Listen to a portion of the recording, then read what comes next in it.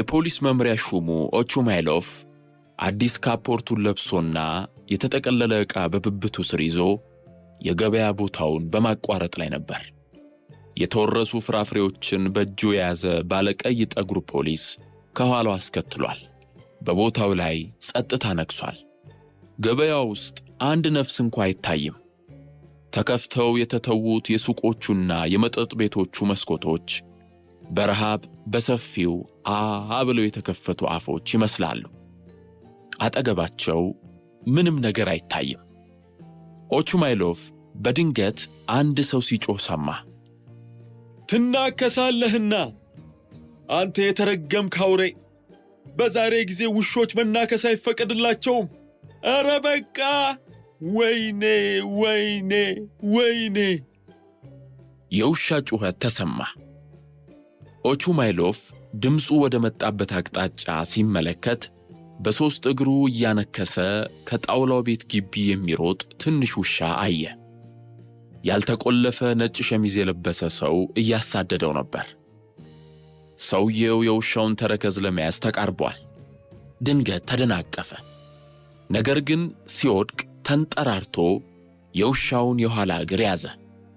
የውሻው ጩኸት እየተደጋገመ ተሰማ። እንቅልፋም ፊቶች በሱቆቹ መስኮቶች በኩል ብቅ ብቅ አሉ። በአጭር ጊዜም ከመሬቱ ውስጥ ወደ ላይ የፈለቀ የሚመስል ሕዝብ አውላው ቤት ዙሪያ ተሰበሰበ። ፖሊሱ ጠብ ይመስላል ጌታዬ አለ። ኦቹማይሎቭ ዞር ብሎ ወደ ተሰበሰበው ሕዝብ እየተጣደፈ ተራመደ። የጣውላው ቤት በር አቅራቢያ ያልተቆለፈ ነጭ ሸሚዝ የለበሰ ሰው ቀኝ እጁን ከፍ አድርጎ እየደማ ያለ ጣቱን ለሕዝቡ እያሳየ እንደሆነ ተመለከተ። በሰውየው ግማሽ ሰካራም ፊት ላይ አንተ ከይሲ ቆይ አሳይሃለሁ እንደሚል አይነት አስተያየት ይነበባል። ኦቹማይሎቭ ሰውየውን አውቆታል። አንጥረኛው ክሩይኪን ነበር። የፊት እግሮቹ ተዘርግተውና ከራስ ጠጉሩ እስከ እግር ጥፍሩ እየተንቀጠቀጠ ችግሩን የፈጠረው ወንጀለኛ ውሻ በተሰበሰበው ሕዝብ መሃል ተኝቷል። የሾላ አፍንጫና ጀርባው ላይ ቢጫ ነጥብ ያለው ነጭ ቡችላ ነው። እንባ የቋጠሩት ዓይኖቹ ውስጥ መከራና ፍርሃት ይነበባል። ኦቹማይሎቭ ሕዝቡን በትከሻው እየገፋ ወደ መሃል ገብቶ ምንድነው ይሄ ሁሉ ግርግር ብሎ ጠየቀ። አንተ እዚህ ምን አመጣህ? እጅህስ ምን ሆነ? ሲጮህ የነበረው ማን ነው? ጌታዬ፣ እኔ እንደ ምስኪን በግ ዝም ብዬ እየሄድኩ ነበር አለ ክሩይኪን። ይህ የተረገመ ድንገት ጣቴን የነከሰኝ። ማንንም ሰው ሆነ አንዳች ነገር ሳልነካ ነው። ይቅርታ ያድርጉልኝ ጌታዬ። እኔ ሥራ ሰው ነኝ። ለዕለት ጉርሴ የምሠራውም በየቀኑ ነው። ምናልባት ለሳምንት ያህል ይህንን ጣት ልጠቀም ስለማልችል ወሮታ ሊከፈለኝ ይገባል። ጌታዬ፣ ከሚናከሱ ውሾች ጋር አብራችሁ ኑሩ የሚል በሕጉ ውስጥ የለም። እንዲናከሱ ከተፈቀደላቸው ደግሞ በሕይወት መኖር ጥቅም የለውም ማለት ነው። በጣም ጥሩ አለ ኦቹማይሎቭ ኮስተር ብሎ ቅንድቡን ከፍና ዝቅ እያደረገ። እሺ፣ ውሻው የማን ነው? ይሄ በቀላሉ የምትወው ጉዳይ አይደለም። ውሾቻችሁን ፈታችሁ መልቀቅ እንደሌለባችሁ እያንዳንዳችሁን አስተምራችኋለሁ። ኃላፊነታቸውን በማይወጡ ሰዎች ላይ አንድ ነገር የሚደረግበት ወቅት ነው። የዚህን ውሻ ባለቤት እቀጣዋለሁ። ማንነቴን አሳየዋለሁ። ዮልድሪን አለ ወደ ፖሊሱ ዘወር ብሎ። የማን ውሻ እንደሆነ አረጋግጠህ ሪፖርት አቅርብልኝ። በአስቸኳይ ይገደላል። ምናልባትም ያበደ ውሻ ይሆናል። ውሻው የማን ነው? የጄኔራሉን ውሻ ይመስላል አለ ከሕዝቡ መሃል አንድ ሰው። የጄኔራሉ? ዮልድሪን፣ ካፖርቴን አውልቅልኝ። ዛሬ በጣም ይሞቃል። ምናልባትም ይዘንብ ይሆናል አለ ወደ አንጥረኛው ዞሮ።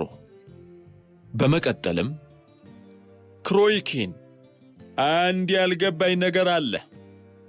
ይሄ ውሻ እንዴት ሊነክስህ ይችላል? እርሱ ወደ ጣትህ ከፍ ብሎ ሊወጣ አይችልም። ውሻው በጣም ትንሽ፣ አንተ ደግሞ ግዙፍ ሰው ነህ። ይሄኔ ጣትህን በሚስማር መትኸው ይሆናል። ገንዘብ አገኛለሁ ብለህ በማሰብ ውሻው ላይ ያላከክ ነው። እናንተን አውቃችኋለሁ እኮ አጭበርባሪ ወንበዴ ሁላ። የውሻውን ፊት በሲጋራ ሸንቁሮታል። ውሻውም ተናዶ የነከሰው በዚህ ምክንያት ነው ጌታዬ አለ አንድ ሰው ከተሰበሰቡት መካከል። ውሸት ነው ክቡር ጌታዬ፣ ሁሉን የሚያውቅ ሕዝቡ ነው። ማናችን እውነት ማናችን ውሸት እንደምንናገር ያውቃል። ውሸትን ከተናገርኩ ፍርድ ቤቱ ይፍረድብኝ። ሕጉ በዚህ ዘመን ሁላችንም እኩል ነን ይላል። ፖሊስ ጣቢያ የሚሰራ ወንድም አለኝ፣ ልንገራችሁ። ጭቅጭቃችሁን አቁሙ አለ ኦቹማይሎቭ ንግግሩን አቋርጦት።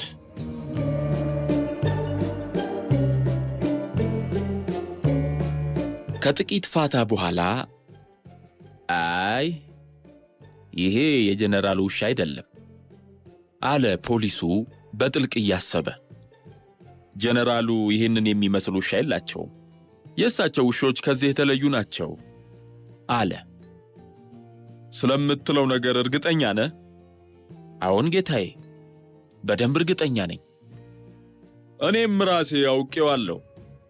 የጀነራሉ ውሾች ልዩ ዘር ናቸው። ይህ ውሻ ግን በጭራሽ ጠጉር የለው፣ አቋም የለው። ለምን ሰዎች እንደዚህ አይነት ውሾች እንደሚኖራቸው አይገባኝም። ሞስኮ ወይ ፒተርስበርግ ከተሞች ውስጥ እንደዚህ አይነት ውሻ ቢገኝ ምን እንደሚደረግበት ታውቃላችሁ?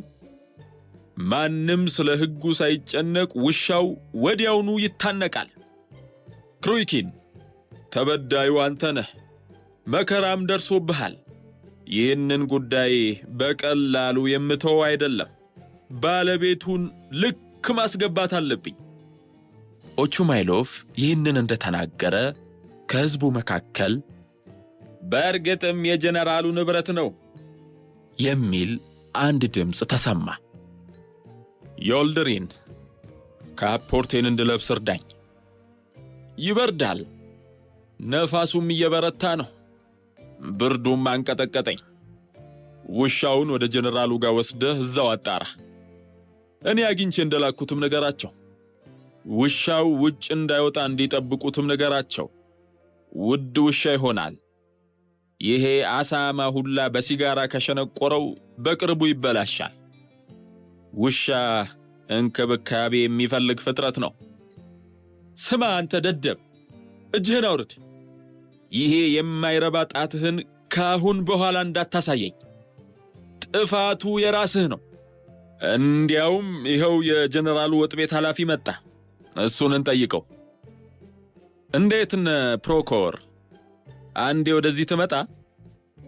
ተመልከት፣ ያ ውሻ እናንተ ነው እንዴ? የምን ውሻ? በዘመናችን እንዲህ አይነት ውሻ ጭራሽ ኖሮን አያውቅም በማለት ሲመልስ፣ እየዞሩ ጥያቄ በመጠየቅ ጊዜ ማባከን አያስፈልግም አለ ኦቹማይሎቭ። ርጋጭ ውሻ ነው። ከዚህ በላይ ምንም ማለት አያስፈልግም። እኔ ርጋጭ ውሻ ነው ካልኩ ርጋጭ ውሻ ነው። በቃ ይገደላል በማለት አንባረቀ። በዚህ መሃል ግን የጀነራሉ ወጥ ቤት ኃላፊ እንዲህ ማለት ጀመረ። ነገር ግን የጀነራሉ ወንድም ንብረት ነው።